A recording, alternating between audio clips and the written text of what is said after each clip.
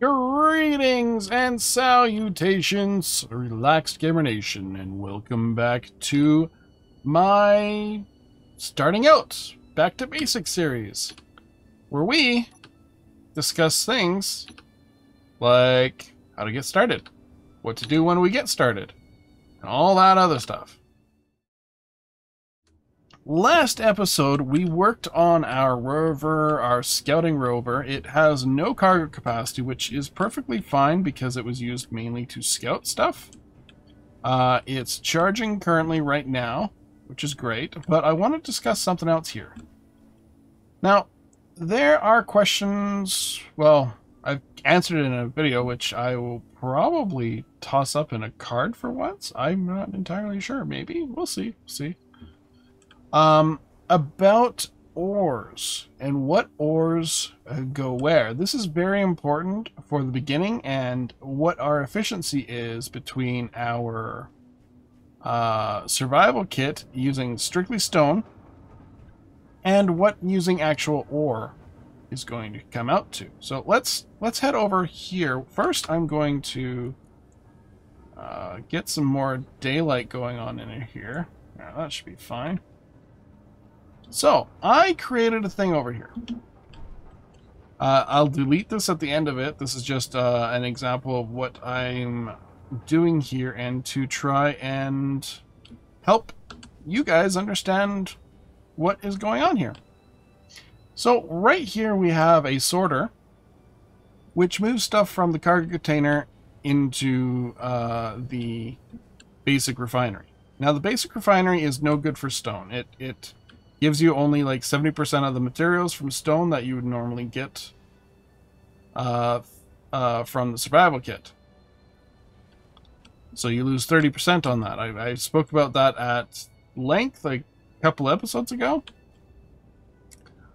So I decided to devise a little bit of a test here. So I've done the refining off screen here. This is all at 1 times speed, 1 times speed, 1 times inventory, etc. So, in each of these containers, I have things. I have silicon, iron, nickel, and just basic stone. Now, these have all been refined into their into their refinable materials. And they are not connected to the base other than for power. There's a steel block in the way, so it won't transfer anything. There's no pipes anywhere, etc. So let's head over here. So for 1,000 silicon, which is one of the various ores that you can build, you can find and use in the basic refinery, you get 490 silicon wafers. Okay, what does that mean? Well, just that. You get 490 silicon wafers. With 490 silicon wafers, you can make stuff. I know. I'm being very helpful here. Because I actually didn't check that out. But 490 silicon wafers can get you a fair amount of things that you need, like solar cells, bulletproof glass, etc. Computers. I think computers are in there. Yeah, computers. So, out of 1,000 silicon, you get 490 silicon wafers.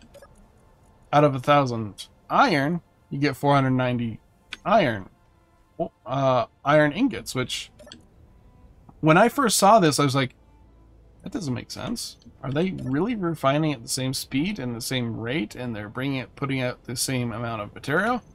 Well, I tested it multiple times, and it came out to the same thing, so I'm going to give that a big thumbs up. So silicon and iron, for 1,000 of their respective ores, will turn into 490 ingots or wafers. Okay. Over here we have our nickel. So 1,000 nickel turns into 280 nickel ingots. Okay, nickel ingots are very important because they're there to make you motors and pretty much everything else. So we got 3,000 ore of variety, silicon, iron, and nickel. Now, we're comparing this to the survival kit. The survival kit only takes out the minerals from stone, and only stone, and turns them into usable minerals. Now, you don't want to stick with the survival kit for long, because I will show you. Here, we have a 3,000 stone. So, because we had 1,000 silicon, 1,000 iron, 1,000 nickel, etc., I decided I'll do 3,000 stone and do a comparison here. So, the comparison is quite, yeah, you can get a decent amount of iron out of this, but everything else is pretty crap. So let's go through this. Let's hide empty. So, for 3,000 stone, we get 12 silicon, 7.2 nickel, 90 iron. Okay? Now, the stone weighs 3,000 kilograms, or uses up 1,110 liters. The silicon uses up a lot less liters, so does the iron, and so does the nickel. So what does this mean? Well, it's more efficient to actually build the basic refinery to basic refine the basic minerals, not including stone. So out of 3,000 stone, we got 12 silicon compared to 1,000 silicon, which gets 490. For 3,000 stone, we got 7.2 nickel, which for 1,000 nickel, we get 280 nickel ingots. And keep in mind that volume, liter, the liter amount is what we're looking at for our capacity. So 370 liters will get you a hell of a lot more materials out of it. Same with iron. Out of 1,000 iron, we got 490 ingots. And out of stone, we get 90. So, the sooner you can move on to using a basic refinery for anything other than stone, the better off you're going to be, the less grinding you're going to have to do. And in order to use these basic refineries, you need to find the basic materials. So, that's what we did in the last episode. We found a bunch of basic materials.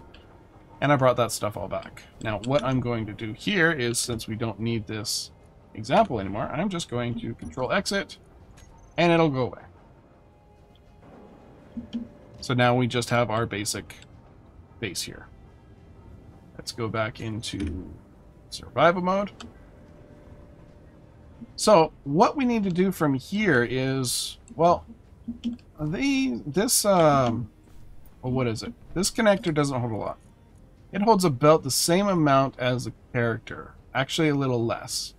The character holds 1,200 liters of material, while the connector holds 1,152 liters of material.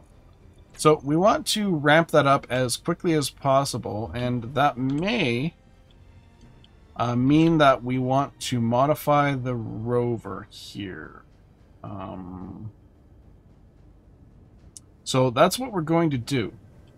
The plan is to take the basic rover as we have here and add on to it. So we're going to add some more wheels here to support the cargo and the connector, because that's where the heavy parts are going to be.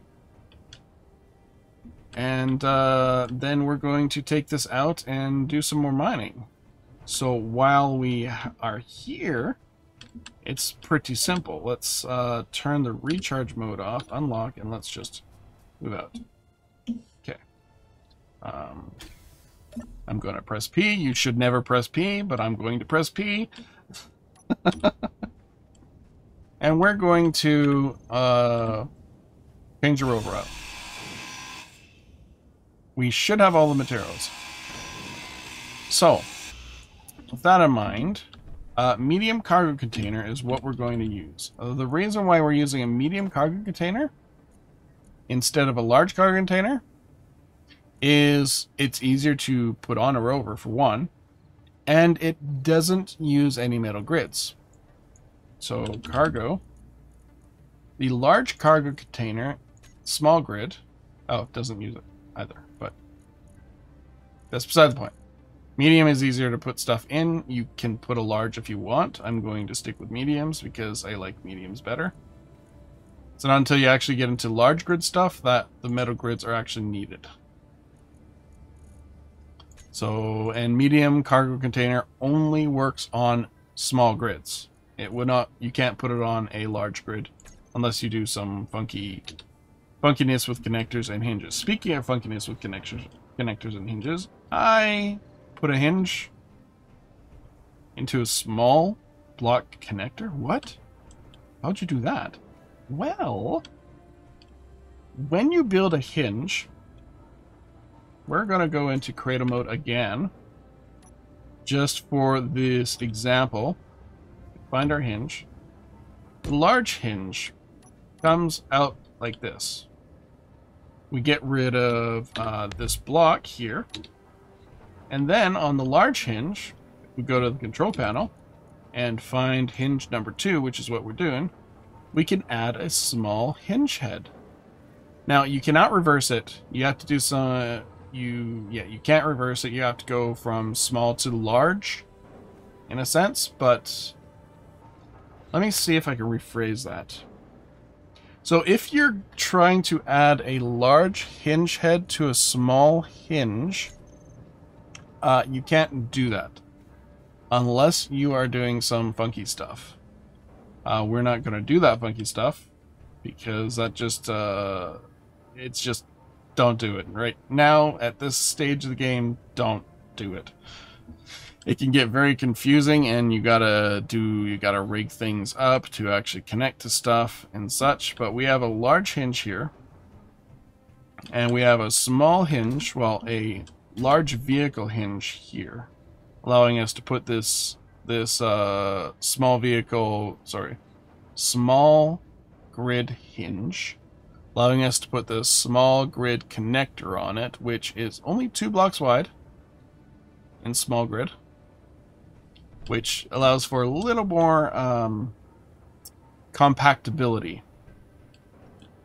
But with the hinge, what I was going on about here before was you can click add small head, and that'll add a small head to the hinge, which you can then weld up, and then you can connect stuff to there. So that's probably a little more advanced that we need to do, but that's an option right now. Why am I tearing this apart? Whatever.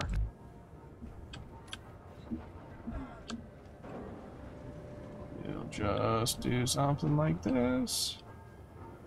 It's a few more materials. It's not going to hurt us much. Okay. So with that long-winded explanation, which was probably unnecessary, we are going to put on a medium cargo container.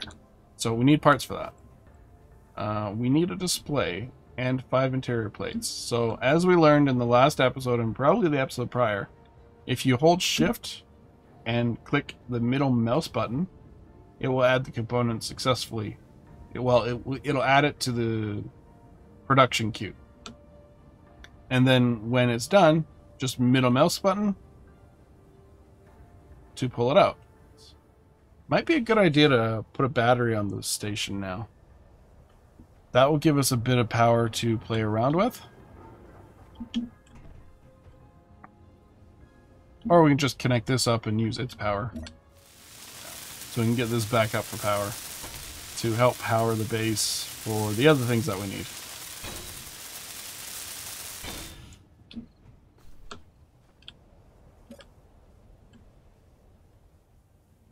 And let's just put this on switch lock. Okay, now that's powering the base.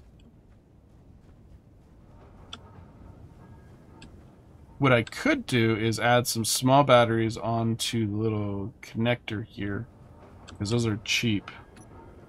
I wouldn't recommend doing it, because they do use materials. A battery, small battery, small grid, and 2 more. component successfully put into production. That way we can use the small batteries as much as we can. And they don't cost a whole lot. They cost 2 power cells. The power cells are going to go away as soon as we grind them down. They're going to turn into scrap. So it's best to not grind things down, especially if they have power cells in them. But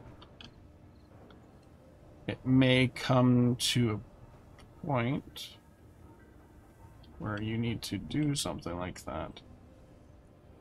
Yeah, I need no more materials. Okay, that kind of sucks. But it was somewhat expected.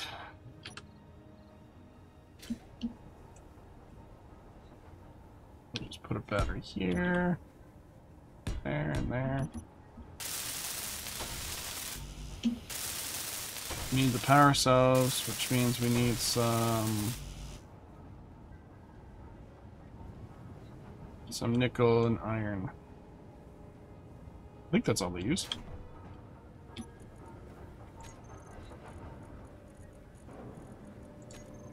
Basically somewhere.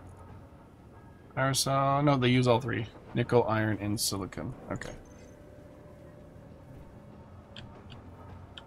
We might have some stuff in here.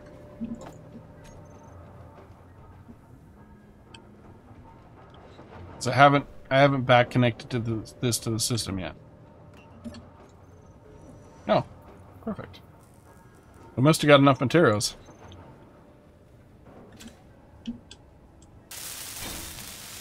Now these batteries aren't going to last long, but it should give us a decent amount of boost to our power grid when we're building stuff. So let's do this again.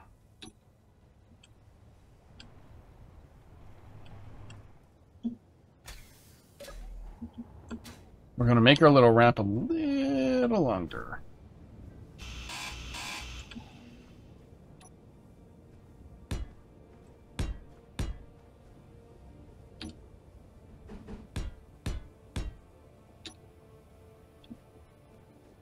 Actually, we're going to have to go even longer because we're adding a cargo container to this.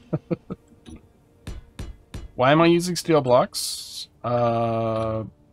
Just because these ramps you can only do in steel blocks. Well, these slopes, rather.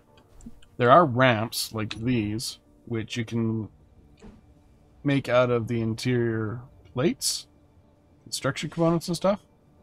But I'm just going to go with this right now. It's going to be a skeleton so that we can actually connect up to our connector here.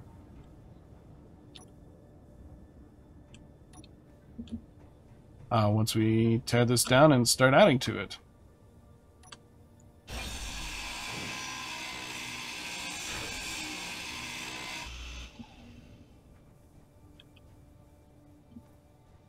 Now let's back this up, back it up, back it up.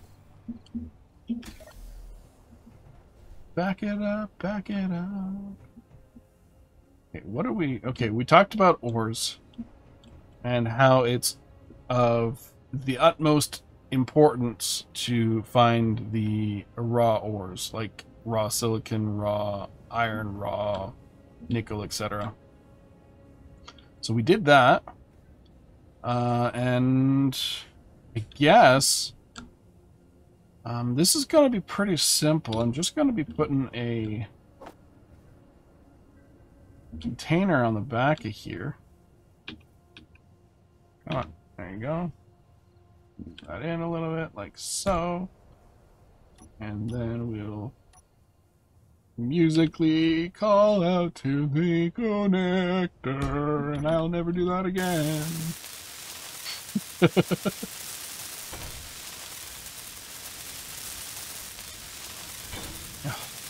New tools would be nice. Wait, I have cobalt.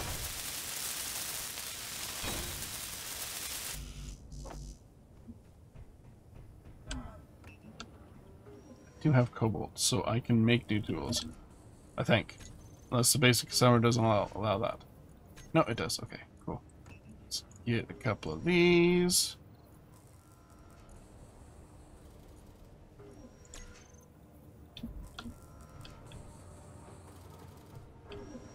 O2 H2 generator.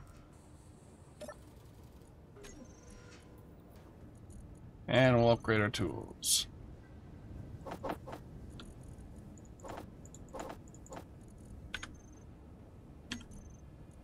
So that we can actually build things faster.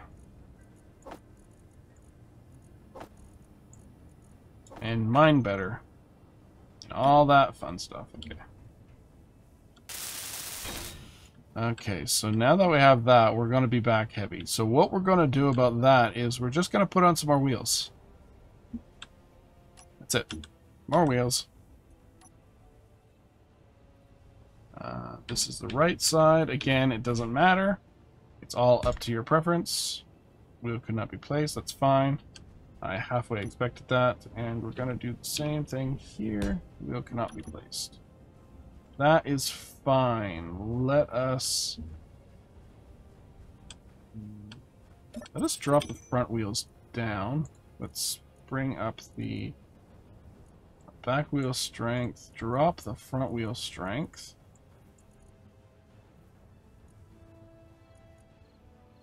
Then with the new wheels, can we add a wheel? Yes, we can. Awesome.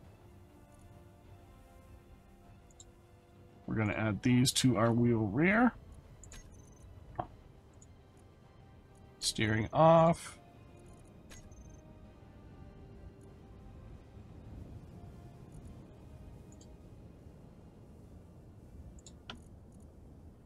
And we're just going to do something like 20 for our strength. And there we go. So, we now have more wheels on our vehicle. Perfect, right? Yeah, because now we can travel a little further. Well, actually, more wheels doesn't change how far you can travel.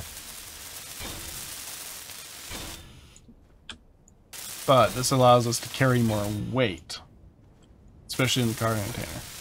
Because if we were to put the weight in the cargo container here, we're going to need some more construction components, which are queued up. Then all the weight's going to be in the cargo container and the connector. So these wheels, this would have been going backwards like this. So I have no turning, no traction, etc. So there we go. We upgraded our Rover easily with a connector, a cargo container, and 2 more wheels. We changed all the settings. Well, all the settings are still set to base with exception to the strength. And now, I'm going to go out and mine a bunch of stuff. And I'm going to back connect our refinery, our basic refinery, into our system. Which might require me to move this around, probably move this around, and do all that sort of stuff. Anyway, I'm going to do that off screen, and I will see you guys in the next one. Ciao!